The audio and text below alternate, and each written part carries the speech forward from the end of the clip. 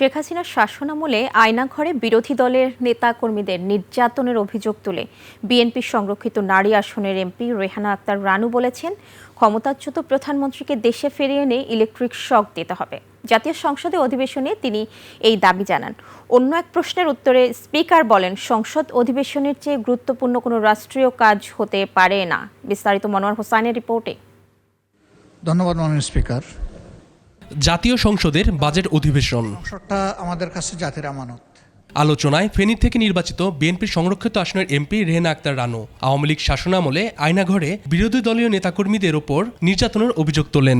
মাননীয় স্পিকার, কিছুদিন আগে একটা আয়নাঘর দেখলাম, সে আয়নাঘরে একটা চেয়ার দেখলাম, সেখানে বিরোধী দলের নেতাদের ইলেকট্রিক। তিনি দাবি করেন, যে চেয়ারে বিরোধী দলের নেতাদের ইলেকট্রিক শক দেওয়া হতো, শেখ হাসিনাকে ফিরিয়ে এনে ওই চেয়ারে বসিয়ে সেই ইলেকট্রিক শক দিতে হবে। যে চেয়ারে বিরোধী দলের নেতাদের ইলেকট্রিক শক দেওয়া হতো, আমার দাবি শেখ হাসিনাকে ফিরিয়ে এনে ওই চেয়ারে বসাইয়া শোয়াইয়া শেখ হাসিনাকে ইলেকট্রিক শক দিতে হবে। মাননীয় স্পিকার, সংসদের পয়েন্ট অফ অর্ডারে বিরোধী দলের নেতা শফিকুর রহমান মন্ত্রীদের অনুপস্থিতি নিয়ে প্রশ্ন তুললেন।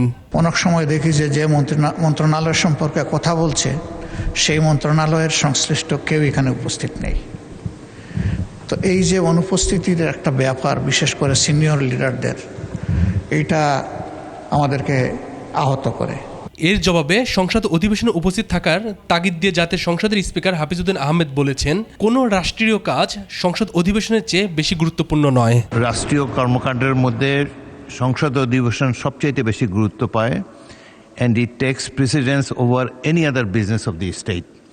সুতরাং আপনি মাননীয় মন্ত্রীদেরকে বলবেন তারা যেন সংসদে যথাসময়ে আসেন। সংসদ সদস্যদের যেসব বক্তব্যে তাদের মন্ত্রণালয় সম্পর্কিত কথা তারা বলেন, সেগুলোর ব্যাপারে তারা অন্তত শুনবেন এবং যদি সম্ভব হয় তার প্রতিকার করার চেষ্টা করবেন। সব রাষ্ট্রীয় কর্মকাণ্ডের মধ্যে সংসদ অধিবেশনে সবচেয়ে বেশি গুরুত্ব পায় বলেও মন্তব্য করেন স্পিকার। সংসদের শৃঙ্খলা বজায় রাখার ক্ষেত্রে আপনাদের সকলের সহযোগিতা কামনা করি। মনোয়ার হোসাইন, 21 টেলিভিশন।